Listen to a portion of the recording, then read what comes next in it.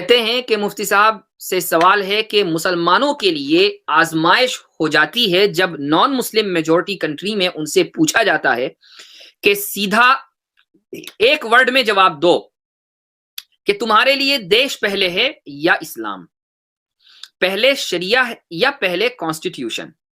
Especially France جیسے ممالک میں حالات اور نازک ہو جاتے ہیں، انہیں کیسے رسپونڈ کریں کہ ایز اے مائنورٹی مسلم کو کوئی فتنے کا اندیشہ نہ ہو۔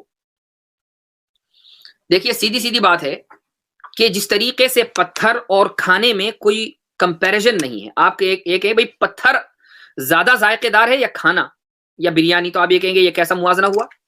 پتھر بھی کوئی کھانے کی چیز ہے، یہ موازنہ ہی غلط ہے کہ دیش پہلے ہے یا اسلام، یہ یا کانسٹیٹیوشن پہلے ہے یا شریعہ، یہ موازنہ ہی غلط ہے۔ جس طریقے سے پتھر اور کھانے کے درمیان جو کمپیریزن ہے وہ غلط ہے، ایسے ہی یہ سوال کرنے والے کے ذہن کے اوپر اس کی عقل پر پتھر پڑے ہوئے ہیں کہ وہ اس طریقے کا سوال کرتا ہے۔ اگر آپ اس کے سوال کو ڈیبنک کر دیں، لیکن بہت سے لوگ اپنی جہالت کی وجہ سے آگے بڑھتے ہیں، کہتے ہیں کہ نہیں، ایسا ہو سکتا ہے کہ آپ کے ملک کا کوئی قانون ہو وہ اسلام کے خلاف ہو، تو اب آپ اسلام پہلے ہے یا ملک پہلے، دیش پہلے ہے، تو آپ کھل کر کہیے کہ اسلام پہلے ہے۔ دیش کے پہلے ہونے کا کوئی مطلب ہی نہیں ہے، کیونکہ دیش ان لوگوں کے نزدیک پہلے ہوتا ہے کہ جو دیش یا ملک کی یا مٹی کی پوجا کرتے ہیں۔ ہمارے نزدیک تو مٹی زمین کے نیچے رندنے والی چیز ہے، پوجا کرنے والی چیز نہیں ہے۔ ہمارا ملک ہمیں عزیز اس لیے ہے کہ وہ ہمارا وطن ہے، جس طریقے سے ہمیں اپنے گھر سے پیار ہوتا ہے، لیکن کیا انسان گھر کو تبدیل نہیں کرتا؟ گھر تبدیل کرتا ہے، ایک گھر سے دوسرے گھر میں چلا جاتا ہے، وہ اپنا گھر ہی نہیں بلکہ شہر تبدیل کرتا ہے، شہر ہی نہیں ملک تبدیل کرتا ہے۔ لیکن اسلام کے تعلق سے یا مذہب کے تعلق سے ایسا نہیں ہوتا کہ آج کوئی سا مذہب ہے کل دوسرا مذہب ہے۔ اکثریت ایسی ہے جو جس مذہب میں پیدا ہوئی اسی مذہب میں مر جاتی ہے، ایک بڑی تعداد ایسی ہے۔ اور اسلام میں تو یہ ہے کہ آپ نے ایک مرتبہ قبول کر لیا تو اب آپ کو چھوڑنا ہی ہے، تو آپ آئیں تو پھر جائیں نہ۔ تو اسلام کو ایسا نہیں ہے کہ ایک صبح میں چھوڑ دیا، شام کو اختیار کر لیا، شام میں اختیار کر لیا، صبح میں چھوڑ دیا۔ لیکن دیش، مذہب، دیش، وطن، مکان، شہر، محلہ چاہے جس وقت چھوڑ دیں، کوئی فرق نہیں پڑتا۔ ہمارے لیے علاقہ وہی مقدس ہے، جگہ وہی مقدس ہے کہ جس کی تقدیس کو شریعت نے کہہ دیا ہو کہ مقدس ہے۔ مثال کے طور پر اللہ نے مسجدوں کے بارے میں کہہ دیا کہ وَأَنَّ الْمَسَاجِدَ لِلَّهِ، کہ مسجدیں اللہ کی ہیں، they belong to اللہ۔ تو لہٰذا دنیا میں جتنی بھی مسجدیں ہیں وہ ساری کی ساری مقدس ہو گئی چونکہ وہ اللہ کی ہیں۔ اسی طریقے سے مکہ مقدس ہے چونکہ وہ وہاں پر حج ہوتا ہے، مدینہ مقدس ہے اس لیے کہ وہ نبی کریم صلی اللہ علیہ وسلم کا شہر ہے۔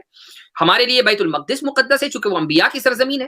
تو جن زمینوں کا اور علاقوں کا تعلق مذہب سے ہے، انبیاء سے ہے، قرآن سے ہے، ہمارے لیے وہی مقدس ہے۔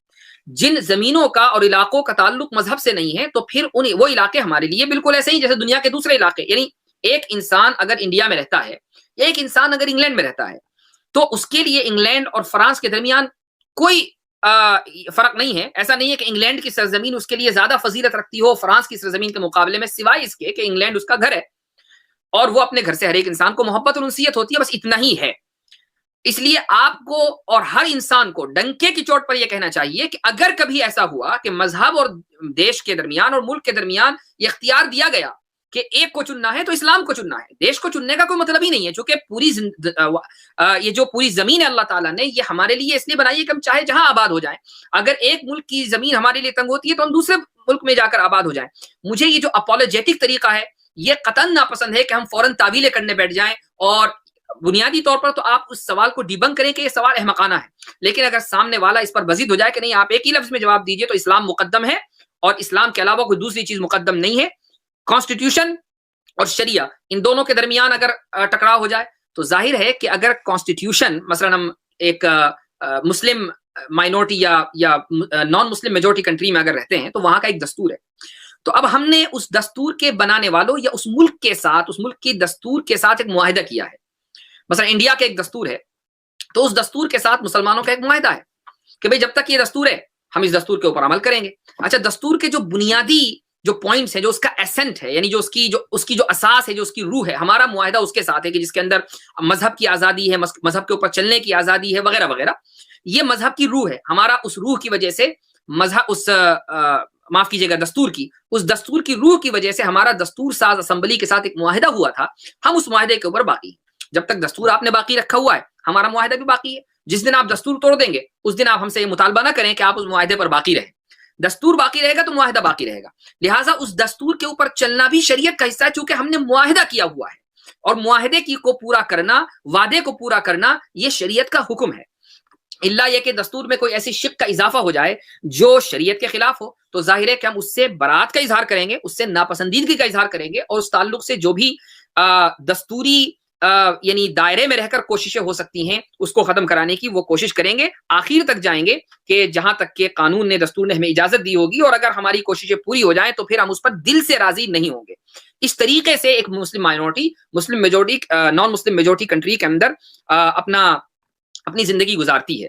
تو بغیر کسی اپالوجی کے, بغیر کسی معذرت خانہ رویے کے آپ ڈنکے کی چوٹ پر کہیے کہ اسلام پہلے ہے, اور اگر اسلام پر عمل کرنے کی کسی ملک میں اجازت نہیں ملے گی تو اللہ نے پوری زمین کو اس لیے نہیں بنایا کہ خالی پڑی رہے, اس لیے بنایا کہ اس کو آباد کیا جائے. ہم نہیں یہاں نہیں رہیں گے, کہیں اور چلے جائیں گے.